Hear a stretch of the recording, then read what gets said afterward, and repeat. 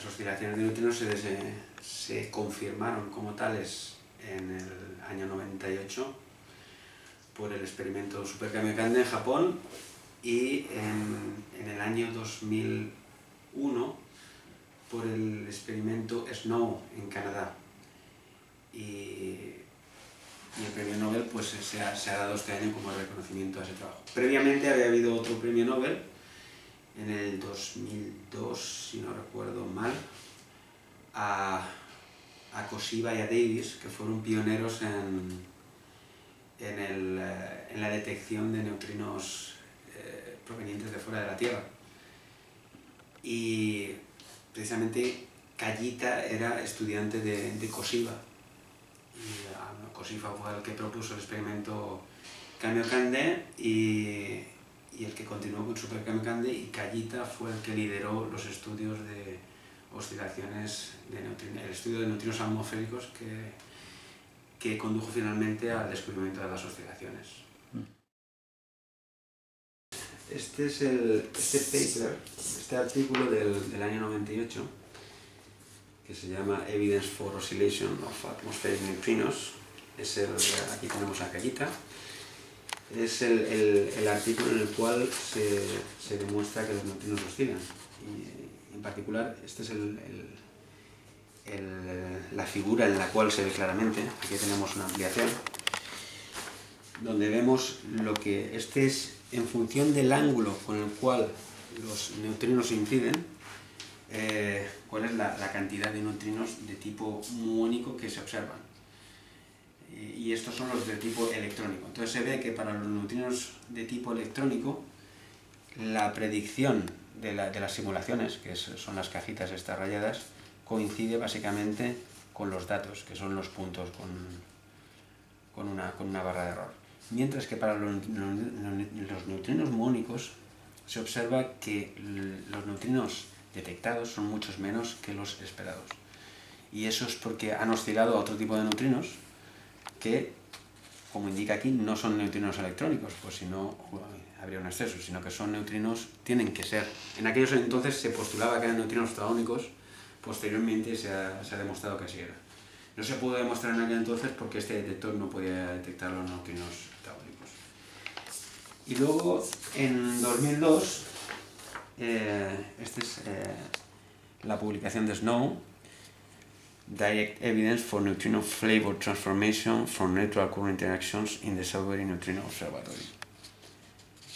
Entonces, el plot que se muestra normalmente, que resume todo, es este de aquí. Aquí tenemos una ampliación, donde se observa, aquí hay tres gráficas que se cruzan, pero básicamente la que importa aquí es esta azul, que demuestra que la observación coincide, la observación de las corrientes neutras de neutrinos, es decir, en las que en el estado final sigue habiendo un neutrino, no se produce un electrón cargado, y este tipo de reacción es igualmente sensible a los tres tipos de neutrinos, de forma que es una medida del flujo total de neutrinos del Sol, demuestra que el modelo del Sol que se tenía es correcto, con lo cual el déficit de neutrinos que se observa es real y no es un fallo en el modelo. Entonces, esto es la prueba de que los neutrinos del Sol oscilan en su camino hacia la Tierra. El neutrino, hasta que se descubrieron las oscilaciones, se pensaba que no tenía masa. O sea, era junto al fotón la única partícula que se consideraba sin masa. Entonces, que los neutrinos oscilen, para que oscilen tienen que tener masa, sino ese cambio de un tipo de neutrino a otro. Recordemos que hay tres tipos de neutrinos: neutrinos electrónicos, neutrinos muónicos y neutrinos tautónicos, cada uno asociado a su correspondiente, digamos, hermano cargado. Los neutrinos no tienen carga y tienen el electrón, el muón y el tauón, que sí que tienen carga. Entonces se produce este cambio de un neutrino a otro en vuelo, cuando los neutrinos vuelan. Pero este cambio solo se puede dar si tienen masa. ¿Qué ocurre? Que al descubrirse las oscilaciones de neutrinos, se prueba que los neutrinos tienen masa, y siendo el neutrino la segunda partícula más abundante del universo, después del fotón, después de las partículas de luz, pues evidentemente que tengan masa, por pequeña que sea, va a tener implicaciones. Más que nada a nivel cosmológico, seguro, porque implica que sufren la fuerza de la gravedad y que van a alterar el funcionamiento del universo como lo conocíamos anteriormente. Por otro lado, el modelo estándar de física es así como se conoce el modelo que unifica casi todas las fuerzas fundamentales, excepto la gravedad, en física, asumía que el neutrino no tenía masa. Entonces, el que tenga masa implica que hay que hacer una extensión al modelo estándar. Esta es la primera prueba de física más allá del modelo estándar, que aunque la extensión es relativamente sencilla, es un fenómeno nuevo. Falta mucho por investigar a nivel de... No se sabe cuál es la masa absoluta del neutrino, porque los experimentos de oscilaciones no permiten hacer esta medida, solo te permiten obtener la diferencia de masas entre dos tipos de neutrinos. La oscilación, la frecuencia de la oscilación depende de la diferencia de masas y no de la masa absoluta. Entonces, sí que se sabe, por medidas de otro tipo, que la masa es pequeña. Entonces, las implicaciones a nivel cosmológico no van a ser, en principio, enormes. Pero como todavía no se conoce su masa absoluta, no se puede decir exactamente cuál va a ser su contribución a la masa del universo y a los fenómenos a nivel cosmológico. Hay que decir que ambos han estado aquí. En 2007 McDonald fue invitado a un seminario, sobre Snow, sobre Snow Lab. Y a Kajita lo invitamos a una conferencia que organizamos nosotros en 2008, en NUFACT, y dio una charla sobre neutrinos solares y atmosféricos. O sea que hemos tenido el placer de conocerlos personalmente.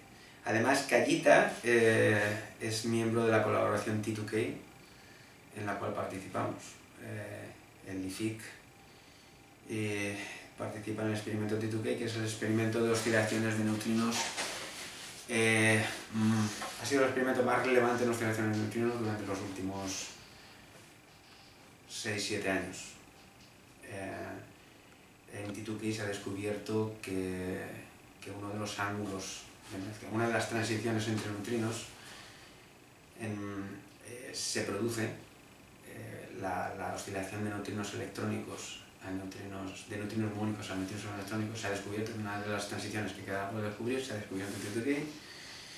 Y en el IFIC hay un grupo de personas trabajando en este experimento en la actualidad. En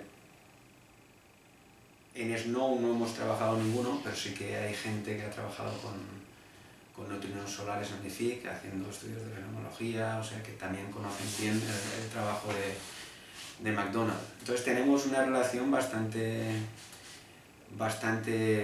fuerte. Estamos fuertemente implicados en estos estudios. Nosotros vamos a seguir trabajando en T2K todavía unos años, porque todavía se están tomando datos y aún quedan cosas por descubrir en T2K, aunque su principal objetivo ya ha sido cumplido. De hecho fue cumplido demasiado pronto. Enseguida vimos lo que queríamos ver, aunque no se sabía si existía, ¿no? esta oscilación. Aún quedan muchas cosas por hacer, pero ya se está planeando el futuro del campo. ¿Qué viene después de T2K? Después de T2K pues quedan dos cosas por medir en el campo de las oscilaciones de neutrinos. Uno de los parámetros que hay que medir es la jerarquía de masas. Esto quiere decir, tenemos tres tipos de neutrinos. Se sabe que dos de ellos tienen una diferencia de masas muy pequeña entre ambos, mientras que el tercero está bastante separado de ellos. Bastante entre comillas, por supuesto, porque estamos hablando de masas muy pequeñas. Entonces, la jerarquía de masas te viene a decir si estos dos que están prácticamente degenerados tienen una masa superior al tercero, que está más separado, o al revés, es este tercero el que está por encima. Entonces, esto es una de las cosas que hay que medir.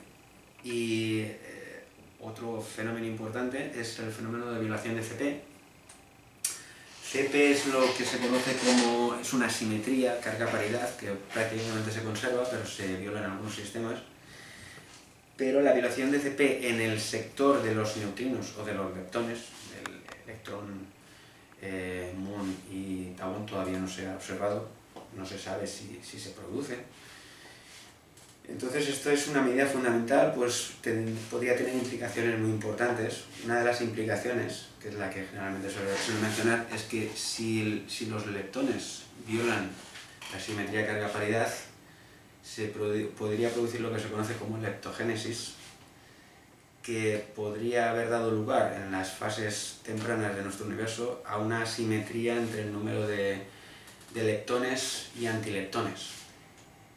Del mismo modo, la leptogénesis en algunos modelos da lugar a variogénesis, que consiste en que el número de variones y antivariones no es el mismo, mientras que sabemos que en el Big Bang tuvo que ser el mismo.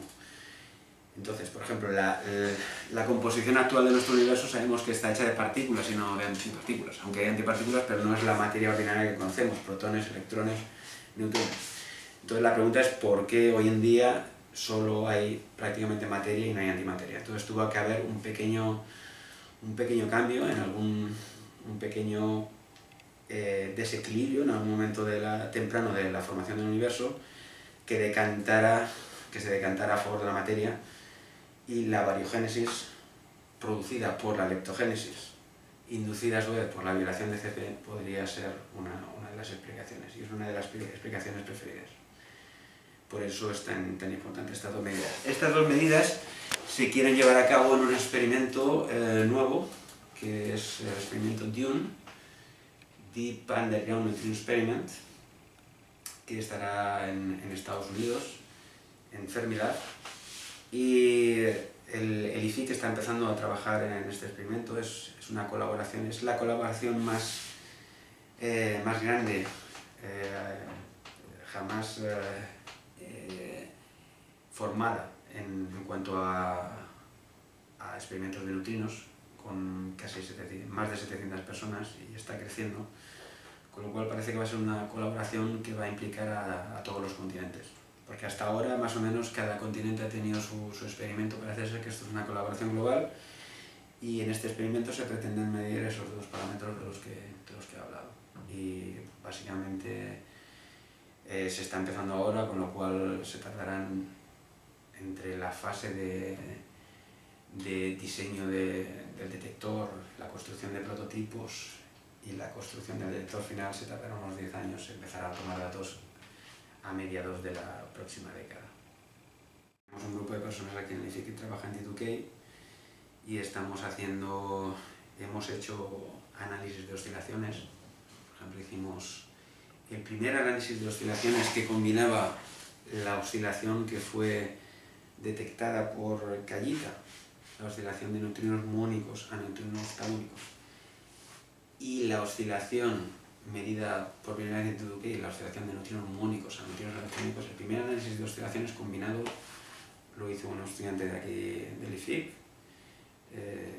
Fue un estudio muy bonito, y también participamos en estudios en el lector cercano de medida de secciones eficaces, que son muy importantes porque constituyen una de las principales fuentes de errores sistemáticos en los análisis de oscilaciones, que permiten obtener los parámetros de la oscilación del neutrino.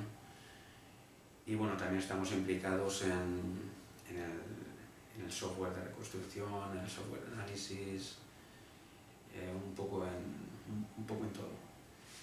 Y nuestra idea en DUNE es hacer cosas similares, y también participar en la construcción del detector y un poco en los prototipos al principio, un poco seguir la evolución del experimento desde el principio.